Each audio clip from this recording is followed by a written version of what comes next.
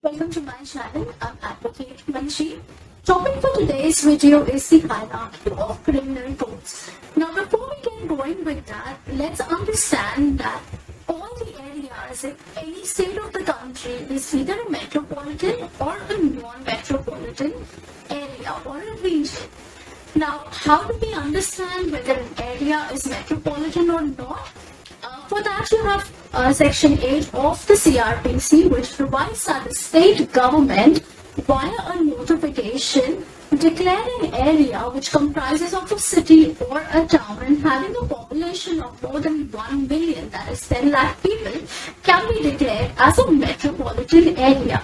It also provides that cities like Mumbai, Kolkata, Chennai, and Ahmedabad are expressly declared to be metropolitan regions. Now, if I have to talk about the state of Maharashtra and give you an example, so Mumbai is a metropolitan area, whereas the Thane district would be a non-metropolitan area. Now, coming to the hierarchy of criminal codes, on the top you have the High Court of any state, which has the power to give punishment of any kind, the maximum punishment that is of a death penalty as well, but of course in accordance with the provisions of IPC. Then you have the Sessions Court. Now the state government can establish a Sessions Court and the High Court would appoint a Sessions Judge. The High Court also has the power to appoint an additional Sessions Judge as well as an Assistant Sessions Judge. Now, there could be a probability that, a judge of a session court of one division can also be the additional sessions judge of another division. And the assistant sessions court or the assistant sessions judge is always subordinate to that of the sessions judge as well as the additional sessions judge. Now, the sessions court as well as the additional sessions court can give any punishment, including a death penalty. But however, there's a catch there. The death penalty has to be confirmed with the High Court, because without the confirmation of the High Court, the death penalty is not final and it cannot be executed. As we talk about the assistant sessions judge, the power of the assistant sessions judge is only to give a punishment of up to maximum 10 years. Now, after this, the classification would slightly differ depending upon whether it's a metropolitan area or a non-metropolitan area. So, talking first about the non-metropolitan area, after the or below the sessions judge, you have the chief judicial magistrate and an additional chief judicial magistrate. According to the provisions of Section 12 of CRPC, both have the power to give a punishment of up to maximum 7 years. And if it is a metropolitan area, then you have a chief magistrate, a metropolitan magistrate, as well as an additional chief metropolitan magistrate, again having the same power of giving a punishment of up to maximum 7 years. So if you have a close look, only the nomenclature is slightly different. If it's a non-metropolitan area, then it is the chief judicial magistrate and an additional chief judicial magistrate. Whereas if it's a metropolitan area, it is chief metropolitan magistrate or an additional chief metropolitan magistrate. So that's the only difference as far as the nomenclature is concerned.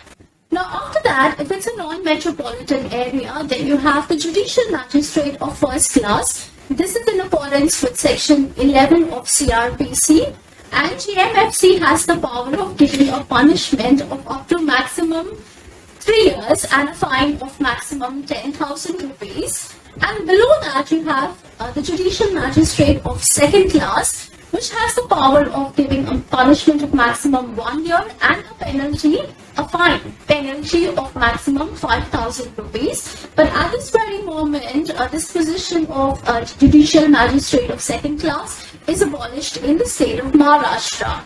And if we talk about the metropolitan area, then you just have metropolitan magistrate, for metropolitan areas, again having the same power of giving a punishment of up to maximum 3 years and a fine of maximum 10,000 rupees. Now, after this, in accordance with provisions of Section 13 of CRPC, the High Court, if the state government or the central government requests, then can appoint, special judicial magistrate for non-metropolitan areas, and special metropolitan magistrate for metropolitan areas. They are appointed for a period of 1 year at a time. Now also you have executive magistrates appointed by the state government in accordance with provisions 20 of CRPC. So the state government can appoint as many people as it deems fit to be executive magistrate in the state. So out of them, of course, one has to be a district magistrate, and the other, there could be one additional district magistrate as well. The Commissioner of Police can also be designated to work as an executive magistrate by the state government. The state government can also appoint special executive magistrates in accordance with provisions 21 of CRPC. Now, the powers of special executive magistrate are exactly that of, similar to that of the executive magistrate. The only difference being that they are designated for a particular area or for a particular field. So that's all about the hierarchy in short of the criminal courts in any state. To just sum it up, if it's a non-metropolitan area or a metropolitan area, the topmost court, I'll just be talking in the descending order. So on the top you have the High Court, then you have the Sessions Court, and in par with it you have the Additional Sessions Court. Subordinate to that you have the Assistant Sessions Court. After this, the bifurcation would depend on whether it's a non-metropolitan or a metropolitan. Coming to non-metropolitan areas first, so you have the Chief Judicial Magistrate, the Additional Chief Judicial Magistrate, both working at par. Then you have JMFC, that is Judicial Magistrate of First Class. Then you have the Judicial Magistrate of Second Class, which is abolished right now. And then you have, the Special Judicial Magistrate. Then you have the Executive Magistrates. And if we talk about the metropolitan areas, you have the Chief, after the Sessions Court, you have the Chief Metropolitan Magistrate. Then you have the Additional Metropolitan Magistrate. Then you have Metropolitan Magistrate. Then you have Special Metropolitan Magistrate, and at the end, or at the bottom of the hierarchy, you have the Executive Magistrate, which also includes Special Executive Magistrate.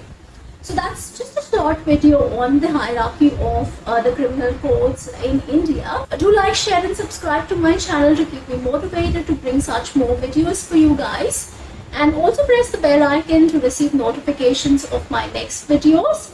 See you all in my next video. Till then, keep learning.